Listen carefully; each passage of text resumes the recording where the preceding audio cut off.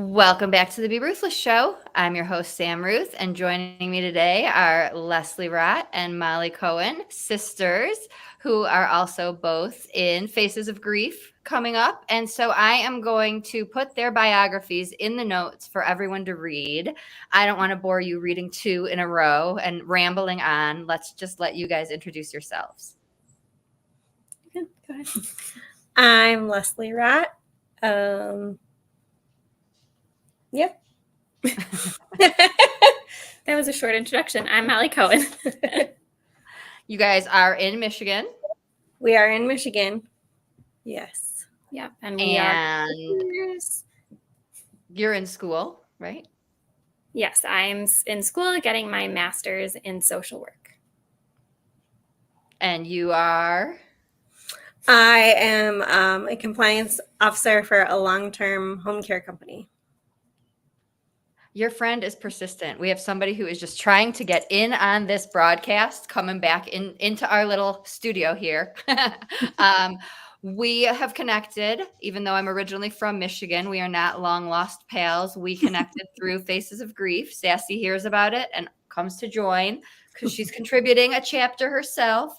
What made you guys think about it, say yes? We have been wanting to share our dad's story and our story for almost 10 years since he passed away. And this just felt like the right time and the right venue. And we also both happened to be back living in Michigan. We've both been out of state at different periods of time. So that has also kind of made it difficult. Yeah, and really I have to give, 95% of the credit to Leslie because she's really been the mastermind behind it all and communicating with you. And really she, definitely inherited our dad's feisty spirit and has really been adamant about, at first in the beginning, like really trying to get justice for him, but then really moving forward to now just honoring his memory. And I'm, in this social work program and want to give back. And we both want to share the story, but hopefully impact people and show them, what grief can look like 10 years ago, right after the incident. And 10 years later now. And I personally love that we're having this episode on Juneteenth because one of my purposes with this book is for it to give me and some of the others who are actively pursuing things in this field a little bit more of a platform to talk about the fact that there are so many awareness dates that the world doesn't know about or talk about. And if they were visible and talked about, what more could we do? How much more support could we provide to people? So it just... I did a live earlier and I talked about the fact that this is a great day. And I love that banks are closed and that there's commercials and that we're acknowledging this day. But why are so many other important days? And I could list hundreds that people don't even know about. So that's my little ulterior motive that there's these important days like today. There's important days like Father's Day that change. We know it's a certain Sunday in June, but it's not the same one. So a calendar helps us remember. So how can this book help people talk about the fact that you won't care about these dates until you're one of the people that's falling into the category? And so tell us about your dad. Our dad was a great person. He was a family man and he loved my mom and would have done anything for her and loved us and would have done anything for us. And he was just a good guy. I think that one of the things that surprised us when he died was how many people showed up at his funeral. It was standing room only, and we were really shocked and surprised by that. And I think some of that was, Molly had a huge cadre of people behind her. And so I think that was part of it, but I think it was also just him. He was funny. He loved the Detroit Tigers. He was a lifelong fan, win or lose. He might have said some negative things when they weren't winning, but he was just a great guy. And I think, you know, you and he had a special relationship. So yeah, I mean, you know, I think what I always recount about him is that he loved ferociously, but he also hated ferociously. And if you were on his bad side, you were the farthest on his bad side that you could be. And it was, you know, it was really the extremes. It was like he loved you to pieces, he loved you to death, and he also hated you to death as well. But he really he worked hard, he worked tirelessly for us. And I just think that, you know, I've just been thinking a lot about this. I'm actually taking a coping with loss class right now. And it's brought up a lot of things, of course, with many things, and especially my dad. And I've been thinking just in terms of, you know, how our grief has kind of in different ways and similarly. And you'll see from the chapter that we actually, a fun fact is that we wrote them completely separately. And when we meshed them together, we were like, wow, this is crazy. Were we writing in the same room and telling each other what we were writing? But he really was amazing. Like I said, Leslie certainly got his feisty spirit. I got his looks, that, you know, so that's what everyone says. But he really, he worked tirelessly to be there for us in any way, shape, and form. And, you know, in many ways, he's still with us. And so often you'll hear Leslie and I maybe correct ourselves, maybe not, that we you know, relate to him in the present tense, because he's still so present in our lives and in our kids' lives. And I was just saying that to someone. I don't remember if it was a client or a post or something, but they said loved, and I said love. You know, they're still with us. This is not something that changes for us, but it's invisible. And so talking about it for you guys in your family is normal. And for me, with talking about Jim and mine is normal, but in the rest of the world, it's not so talked about or accepted, or even tell me about your dad. It might be, how long has he been gone? Right? Like, I want to celebrate these people because I know the pain of losing someone. Yeah. Yeah. And I think there's a lot of assumptions like about like, oh, tell us about your parents. And that's a hard stop for me, because it does, you know, like, you know, thank God that we still have our mom and she's here, and that still doesn't take away the fact that like our dad is still right, like our dad is still here and should be celebrated even on Father's Day when it's bright and happy, and it can still be bright and happy for us too. And we can honor him in different ways. One of you mentioned fighting for justice. So loss is painful, whether you prepare for it, whether, you know, it's an unexpected situation. Yours was unexpected.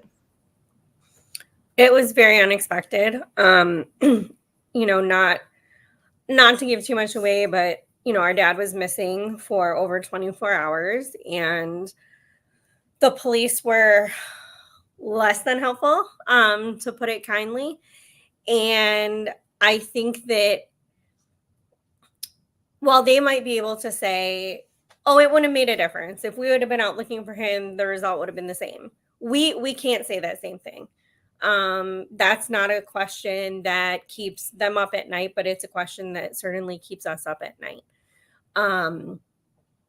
You know, and like we said, like our dad was a family man. You know, my mom will tell you, our dad was never alone. Like, they were always together. If they weren't together, he was with one of us. So why in this particular situation was he totally by himself, you know? And it's just, it's a very hard pill to swallow. And I don't know, you know, I think Molly has coped in other ways, but for me, I do feel like there is an injustice, and I don't know that we will ever have justice. I mean, I hope that sharing his story and us being his legacy and our children who he unfortunately never got to meet, Us telling them about him and having them know their Zadie, even though they won't ever know him, in the physical world. I guess that's justice, and that's something that I have to be okay with. But I think that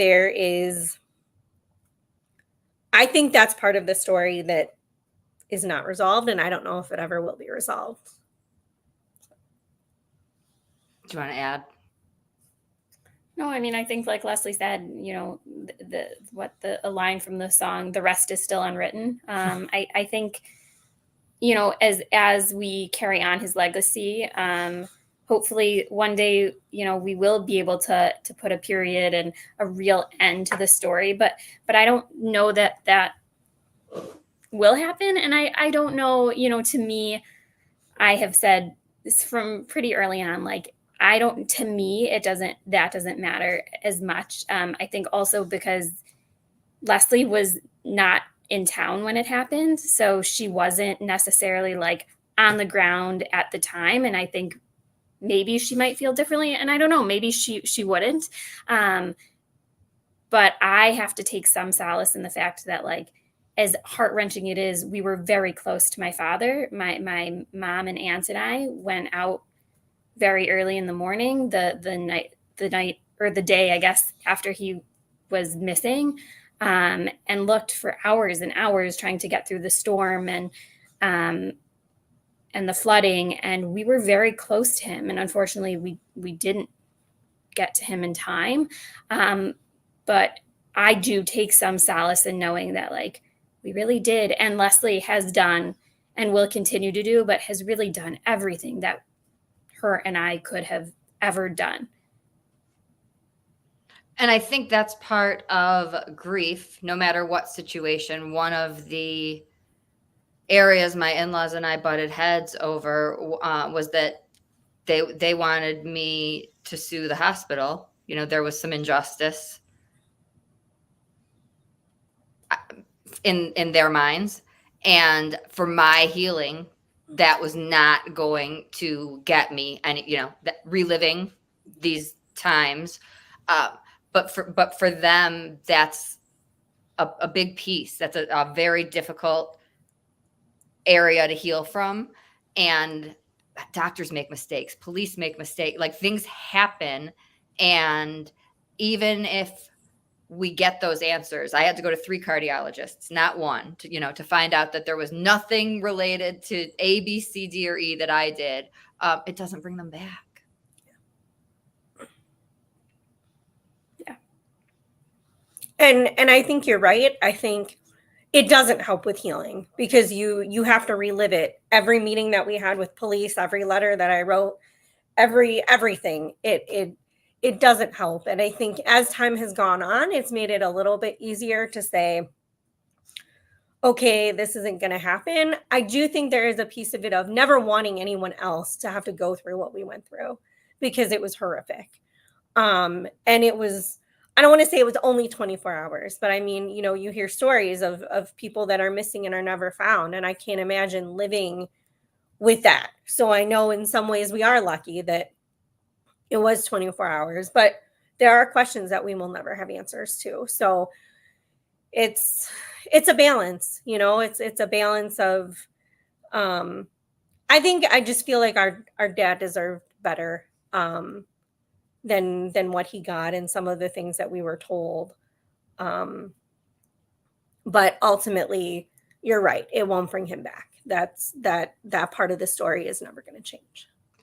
And the burden shouldn't be on the people struggling, the family members. But I do think having these conversations maybe will help someone else have a voice and say, I'm not going to take this for an answer. I don't know who I go to next, but I'm not comfortable with this answer. So I'm going to call someone or do something, whether it's doctors and nurses, police. There are so many times that the people going through the crisis are not heard.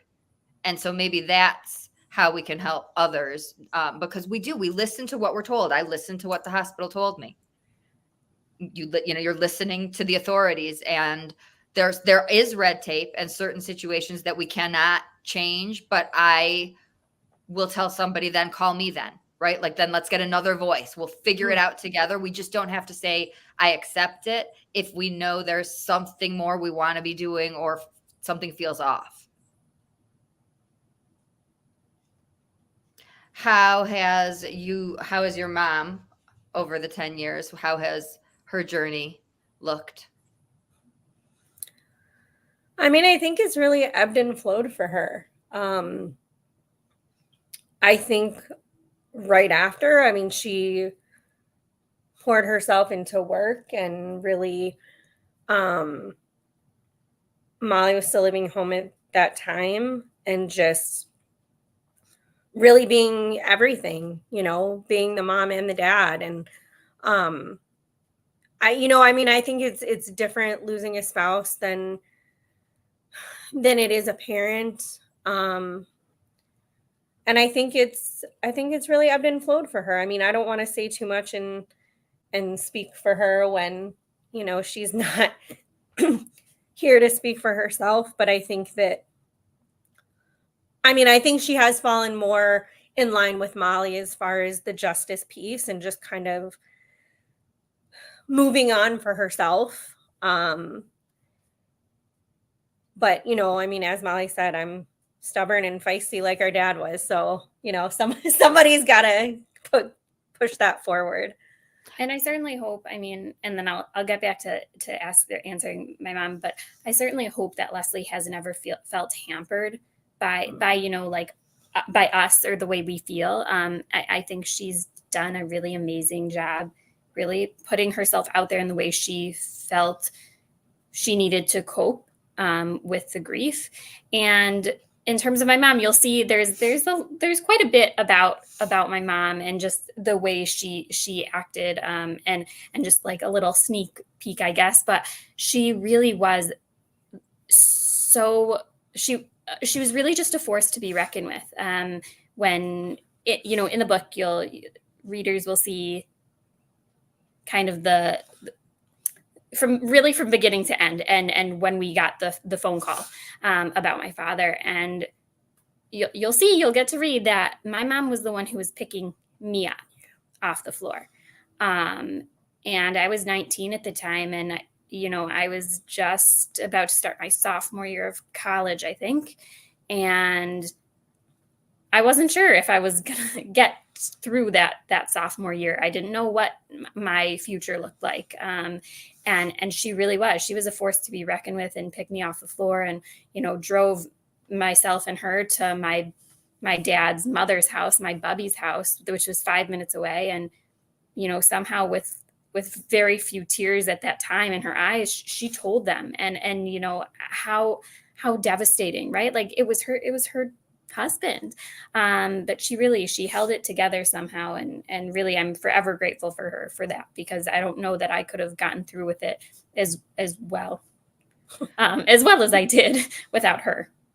And one of you or both of you wrote, she became the mom and the dad. And, I don't know, that's huge, because many, many people curl up in a ball for a long period of time.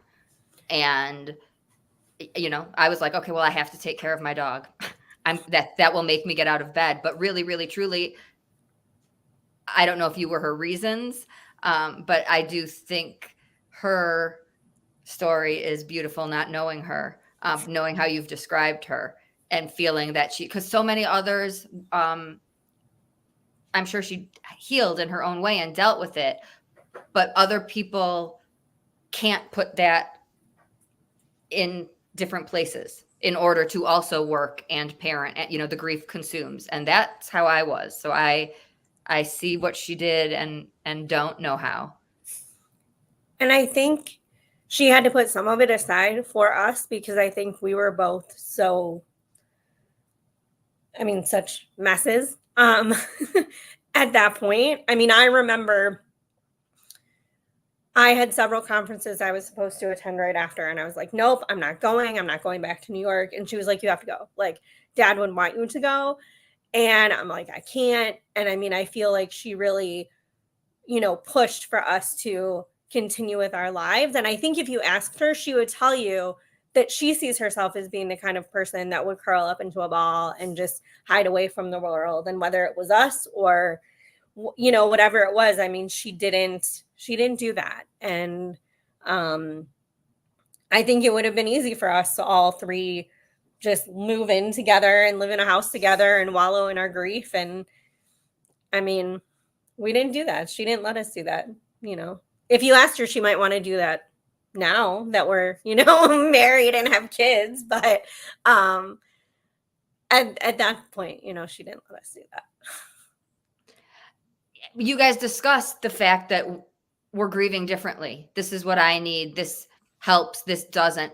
Again, why we need to be talking about these things, because there are people in the same families who grieve in ways that look polar opposites, and they're still both in pain and healing, doing it their own ways. And if we can't say, can we talk more about Dad? Or can we do this? I'm feeling this way. Then our own grieving lasts longer and is more intense. So how did it become, it seems so natural for you guys? Well, I mean, I think one, the writing honestly helps so much. Like I said, after we read, you know, because this has been a long time coming, and really like has been a dream. Like, you know, we wanted a book on the shelves. And the reality is, after we read each other's stuff, we both looked at each other and said, wow, like, I didn't know you were feeling that. That's how I was feeling. Like, and there were also some things that were like, that's how you felt. That's like, how strange, but you are you and I am me. And that's how we did it. And I think also the distance, you know, whatever cliche enough as it is, the distance makes the heart grow fonder. I do think that Leslie was living in New York at the time, and I still can vividly remember that day she came in from New York. And it was the day before our dad's funeral. And I still vividly remember that day, and her and I hugging each other, and her sliding into, you know, the backseat of my friend's car to take us home. And I think that the reality is the distance, but also just the event itself just brought us closer together. And we had to figure out what life was going to look like for both of us together, but also separately, because as Leslie said, like 2 weeks after, like, she was back in New York and I was back at, you know, university, and my mom was working. And so we all had to kind of live our lives in very different spots, but also in very similar situations at the same time. And I think, you know, like Molly said, she was 19 at the time. I just turned 29, like literally just turned 29. And I think, you know, you have to grow around the grief. Otherwise, like, the grief takes over. And so I think, I mean, at this point, we've had 9 years and 10 months to sit with it and deal with it. And I think, you know, we've also had very happy things happen in that period of time, and very difficult, not happy things happen in that time. And I mean, I think all of it with thoughts of our dad, and, you know, how would Dad feel if he were here? Or, you know I was in a very bad situation, and thinking like, my dad would not allow me to stay in a situation like this. And so I think, I don't know. I mean, it's interesting that it feels more natural than it did when it first happened. Yeah. But I don't know. I mean, part of it is like, life goes on, and you either move on with it or you don't. And if you don't, then I think in some ways, like, you're doing a disservice to that person because you're still here and they're not. And, you know, I mean, our dad would have wanted us to move forward and want us to get married and not get divorced, but that happened too. And have children. And, you know, there are times where I look at my son sleeping and he's 2.5 and he looks just like my dad. And it's like, genes are a wild thing.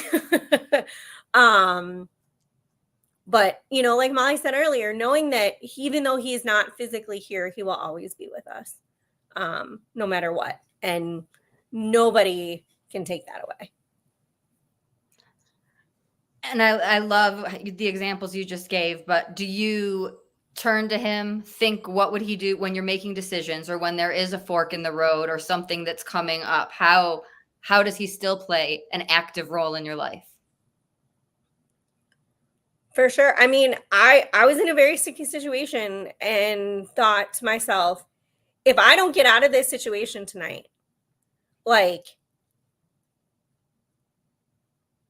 what happened to my dad didn't happen for me to sit here like an idiot and not learn from that. So I think very much like, you know, I mean, I think in big moments and in small, he comes into play for sure.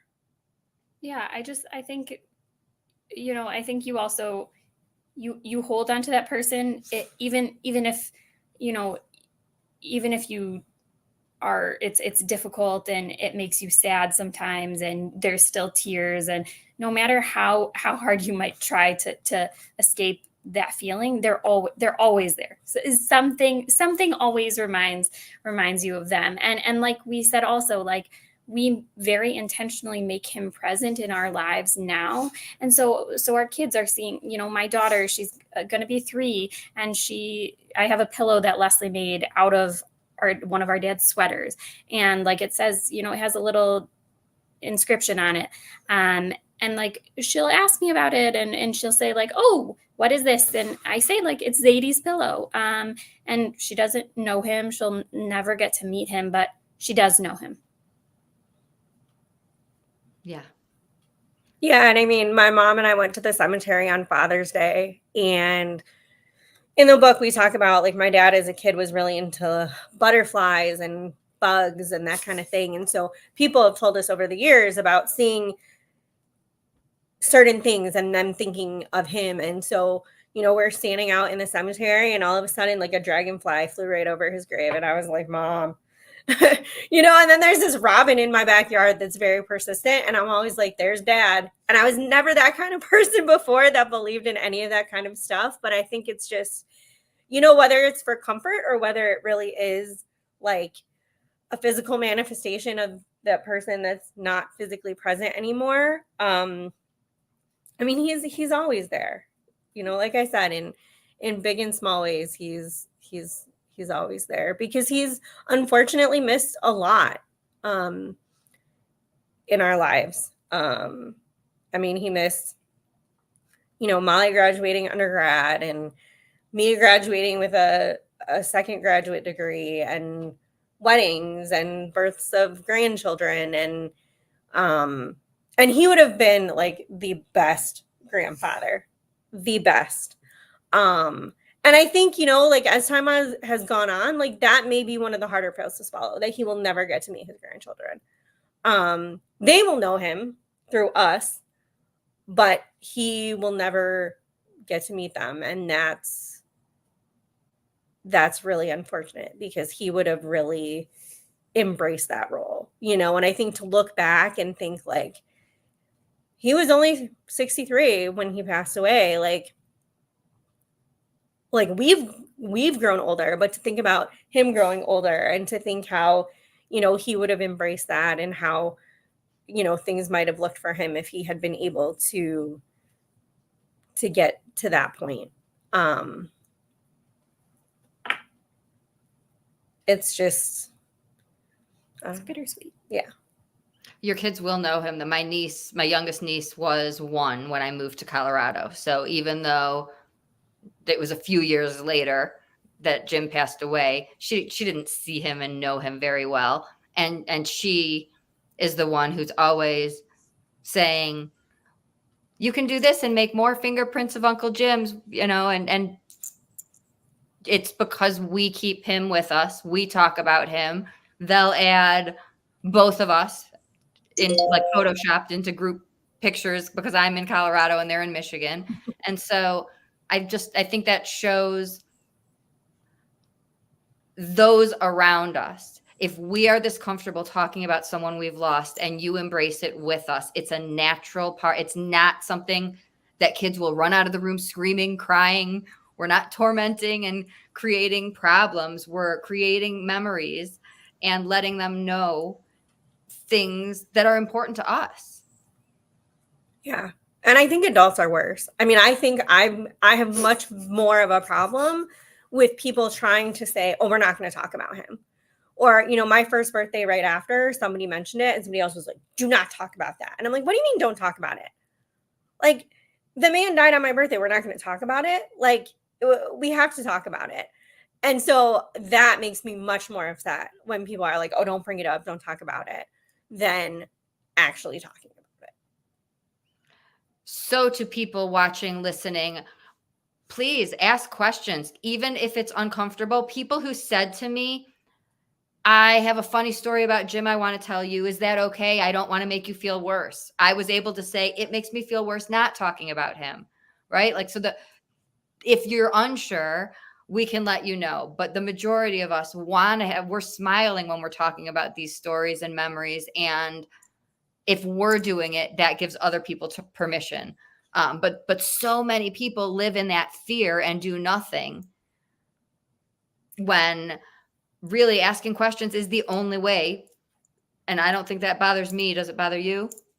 No, and I was going to say, I think more often than not, like, if we don't want to talk about something or it's too triggering for us at the moment, like, I think more often than not, you'll get honesty and we'll say, oh, like, can't talk about it right now. Like, this is just not the time. Or on Father's Day, like, people don't reach out on Father's Day anymore. No. And what an important day to honor and celebrate even those fathers who aren't with us. And, it doesn't have to be Happy Father's Day to your, father who isn't alive. It can just be like thinking about you, or, how was your day with your family today?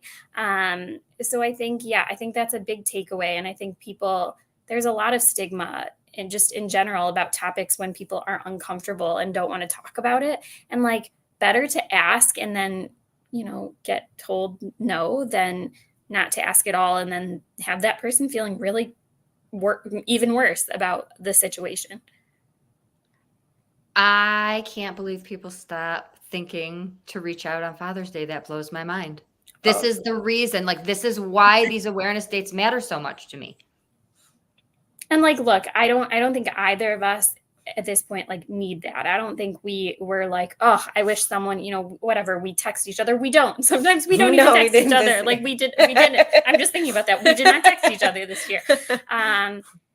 We acknowledge the days in our own way, and that's okay. And like I said, we're not necessarily craving. We're not like, oh, please, we're desperate for reaching out. But yeah, I mean, really, I would say like probably after year 1, like complete static silence, just nothing. And I think you're right. Like, it's sad that it takes this kind of thing to talk about him. Like, no, we want to talk about this. Like, all of these people, I think in the book want to talk. That's why they're in the book. They want to talk about it. They want to share. They want you to ask questions. So grief isn't stigmatized. Right. And even if we all heal differently and one person curls up in bed and another goes back to work, we still all understand the pain of loss and can connect in some way. The myth or the fear that talking about it makes it worse is a big part of the problem. There are people who really don't enjoy these conversations. I'm still going to have them. They don't have to tune in. But it is true. It's out there. But but it's smaller than these honest, real, let's, tell me his favorite Tigers memory, Yeah. And there's just like, I don't know. I feel like there shouldn't be judgment. And, if anything, like, okay, so we celebrate the people who are, obviously we hope that 10 years down the line, you're not curled up in bed, but if you are some days, okay, you are. And if, you're rock climbing the next day, okay, more power to you.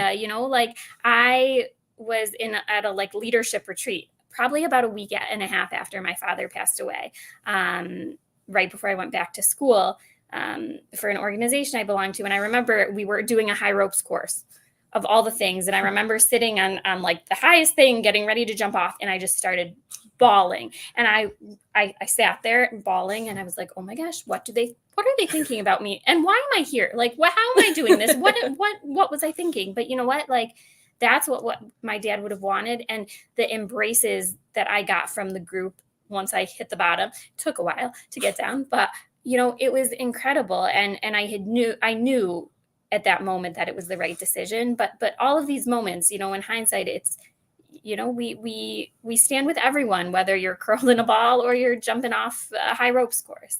Yeah, and that's funny because I didn't know that story. But at the first conference that I went to after my dad died, someone I had never met before came up to me and said, I read your blog. I'm so sorry to hear about your dad. And I just broke down.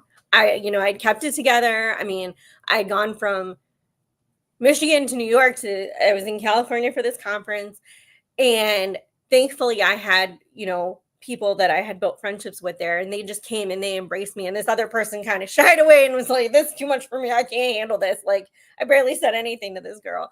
But I think it's,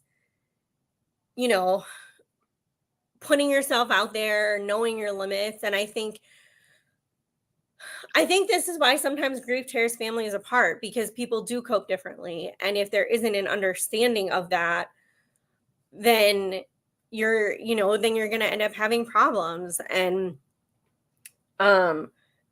my boyfriend at the time when my dad passed away, I remember very, very shortly before we broke up, maybe this will prove for obvious reasons, said to me, your dad has been dead for 14 months. It's time to get over it.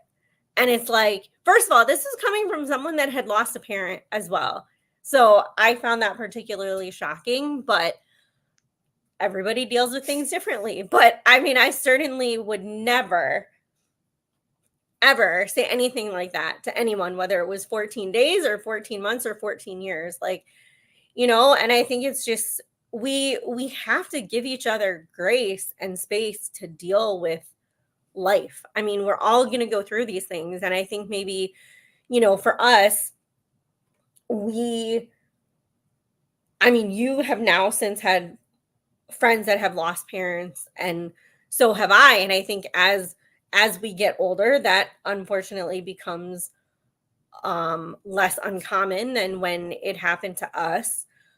But I think, you shouldn't have to understand because you've been there. You shouldn't have to only empathize because you've been in that same situation.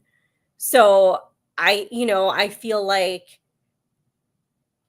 we all have to meet each other where we are, and that looks differently for everyone. And I'm grateful that I've had Molly to walk through this with. And I think, even though we're 10 years apart and I'm 10 years older, even though people get that confused sometimes, I feel like in losing our dad, I feel like a lot of that age difference melted away, because we had to be there for each other. And, nothing else mattered. Like we had to be there for each other. And, I know I say in the book, like her friend who had picked me up at the airport was trying to get her to eat something and was like tearing off little pieces of bagel. And I just remember being struck by like, who knew that like 19-year-olds had this ability to like be so compassionate to one another, And I think that what good can come out of loss is seeing people really step up for you, whether it's in that moment or for, beyond that. But the opposite is true. yeah, the opposite is true too. I mean, you lose people suck some of the time. But yeah, go ahead. But we've all fought that meltdown. I wasn't on the top of the ropes, but every single person has a story of trying to keep it together, falling apart, and being comforted and met with so much compassion, and then having these conversations. Like, you don't have to pretend you're okay. You can let it out. So to those who might think it's been too long, it's been 14 months and you should be over it by now, or if the tears are like, that is how we get through. That is how we heal. Every person's time frame and path is unique. But the people, again, struggling are the ones with the burden trying to fight and hold it together to make everybody else around them uncomfortable. So once we experience and realize, oh my God, the world didn't end, people were kind, we become more comfortable doing it. But we need people to know we're going to be a mess. Like, just expect the mess. When people go through loss, we shouldn't have to hide it, and there will be a meltdown. Yeah, and I think, like, if you can't handle it, then don't try. Don't try to handle something that you can't. Like, if you're gonna start bawling with them, depends on the person, I guess. But I mean, really, like, if you need a moment to yourself to, like, collect it before you try and help, then also do that, or take yourself out of the situation completely. Yeah, my brother is my rock, which is funny because he hates emotions. So it's like, really only if it's a crisis. Call your friends the other times. But because I respect that and I know, then when I need him, he really is there in whatever way I need. And if he has to deal with feelings and he's off for a little bit, for me, that's fine. It's the trade-off. So letting people know I'm not the one for this job can also be healing and lead to better ways to get through it together. He's the turn off the tears. Will they ever stop? No.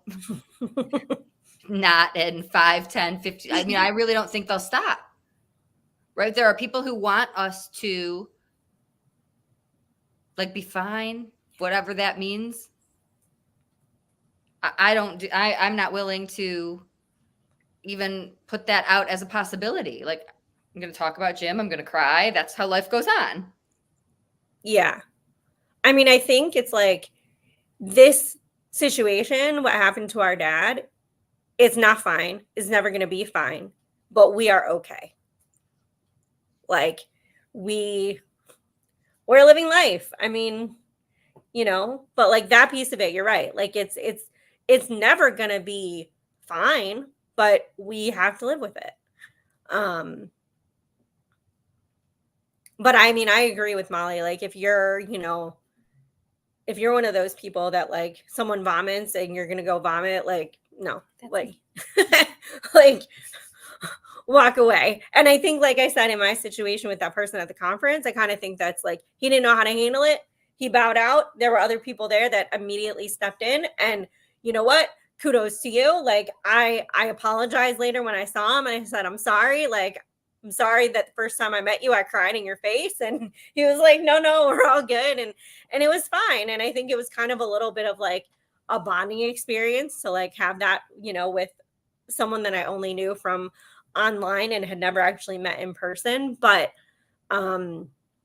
yeah, this idea that like there's this magical cutoff point of like, oh, like this happened. I don't, we lost our dad, you lost Jim. Like it's never going to undo itself. It's never going to not have happened. And it's changed our lives in ways that we know, and I'm sure ways that we don't. And I mean, it's forever going to be part of our story. And I also think, like, you know, the tears, the smiles, the laughs, and the giggles, again, it's all part of it. Those aren't going to go away. And I think tears can be really, really uncomfortable. They can. And I will tell you, social work school, shout out to my girls, my cohort, my ladies, because social work school is a humbling experience. And when you are sitting in a group of women who don't know you and you're crying in front of them first day and telling your, you know, pouring your heart and soul out to them, you know that they're going to be friends in some way forever. And you share tears. And, you know, like I said, if you're not a crying person, then don't cry, and sit and listen. Because like you said, also, like, we're more than happy. We want to talk about him. And like, if it's too much, also tell us, be like, okay, stop. Like, enough. He was amazing, great, wonderful. But you have given us and so many people that voice to say, like, hey, look, we all are grieving differently. People have lost parents, people have lost spouses, people have lost pets, people have lost all of these things. And not one journey is the same. And even journeys of siblings who shared genes and who shared fathers don't have the exact same journey, and that's okay. And we've shared tears and laughs over him, and, you know, we've told each other to suck it up if we've had to get through something. And that's how everyone should be, not just siblings who have gone through a similar loss. That's how everyone should be able to talk about grief and handle that. If people are connecting with you and want to learn more before the book is out, is there a way to stay in touch and learn more? I mean, I would say that, like, we're pretty open books. Hopefully you can see that by that and, you know, our chapter in the book. I would say, like, Facebook, Instagram, more Facebook for me, I would say, are the two main things. And, you know, we have a little something up our sleeve that's coming soon, which is exciting, starting a business together. So hopefully people will be able to reach us in that way. And hopefully we'll have some goodies for the release of the book. But really, yeah, we're really open books. And I think, like I said, I think Facebook is like the easiest, best, quickest way to get a hold of both of us. Anything I'm forgetting? Anything you want people to know? They will, I hope, be at our Michigan Pilates in the Park and our big book launch in December. Anything else in your worlds that I'm not covering? Well, I just want to say thank you to you, Sam. I mean, you really, you are incredible. You're a mastermind. You've gotten our dream started and hopefully propelled to something even bigger and better. I don't know if it can be bigger and better than the book. But so thank you to you for that. I don't think so. And I do want to say to people, I've written books with people where we have chapters. I have not written a chapter with someone that goes back and forth. I would have thought you were in the room together writing, bouncing it off together. It's one of the most beautiful chapters. I can't have favorites or rank them, but like the way it's written and the way you guys did it together is a gift. Like that's not writing that they teach. So that it's like they say siblings can, you know, if they sing together, they're magical and they have this gift because they're related. It's a very beautiful chapter. So people can get ready for that. Thank you. I don't think you'd want us to sing together. Maybe Molly separately, but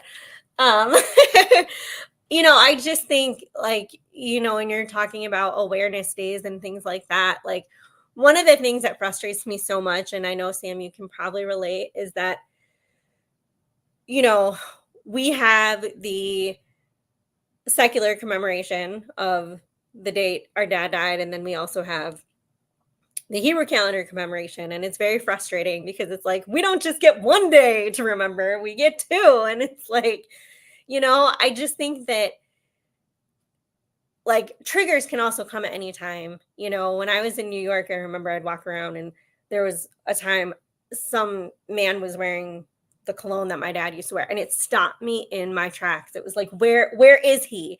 And it was just like, it was just crazy. And so I just think, like I said before, just giving each other grace and space. Like, I feel like we can be so hard on people and on each other, and I think on ourselves too, for sure. And I think this has probably been, writing this chapter with Molly has probably been one of, if not the most healing thing so far in I'm gonna cry. in the grieving process. And I think that we've been wanting to do this for a really long time, and we've had drafts and we've had things, and we were finally able to put it together. And I just, we're our dad's legacy, and he's not here, but we are. And we want to share him and that with the world. And so hopefully we're on the road to doing that. And I think that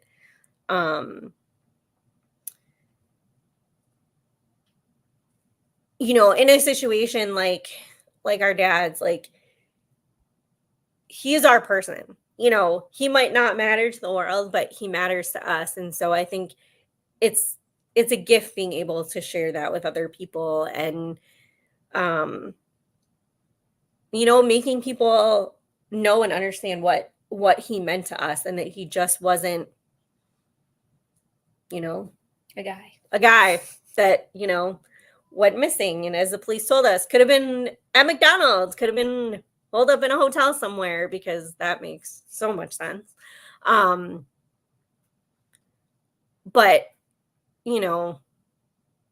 that he's, I don't know, He's with us. He's here. He can, I think that's like the takeaway, is that we carry on his legacy, but also like he would want us to be doing this, and he would want to be helping people. And like I said, he loved fiercely, and he would have loved this. And obviously if he was alive, it wouldn't probably be here. But he would have loved this. And yeah, so I think, like Leslie said, and I said before, that like we're grateful for this platform, and hopefully someone can get some hope and some glimpse into grief being okay in whatever stage you're at, even if it's 10, 20 years later. And I love that you mentioned that it's healing. I mean, this book was announced last year during the event with the publisher, and the topic was writing to heal. And so there are people who might think I'm not an author, or I don't have a story to tell, but writing is therapeutic, whether it's in your journal or letters to who you've lost or something like this. So the fact that this might be the most healing experience through the years, I want people to know that you do not have to plan to write a book. You can get your feelings out on paper and have a different type of a release than all the work you were doing before this. Yeah, absolutely. All right. Final words. Thank you. Yes. Stay tuned. Follow the journey so you can get sneak peeks of the chapters. Connect with Leslie and Molly. And thanks so much for joining us. And until next time, always be ruthless.